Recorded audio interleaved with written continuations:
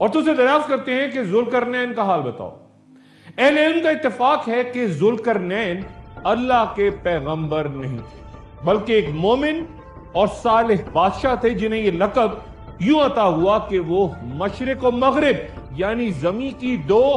انتہاؤں کے درمیان سفر کرتے تھے۔ کچھ مورخین کے مطابق انہیں یہ لقب ان کی روم اور فارس پہ حکمرانی کے باعث عطا ہوا، اور چند کے نزدیک اس نام کی وجہ ان کا 2 صدیوں تک زندہ رہا۔ ایک روایت یوں بھی ہے کہ انہیں اللہ نے ایک قوم کی طرف دعوت کے لیے بھیجا تو اہل قوم نے ان کے سر کی دونوں جانب 2 ضربیں لگائیں، جن کی وجہ سے ان کا نام ذوالقرنین پڑ گیا۔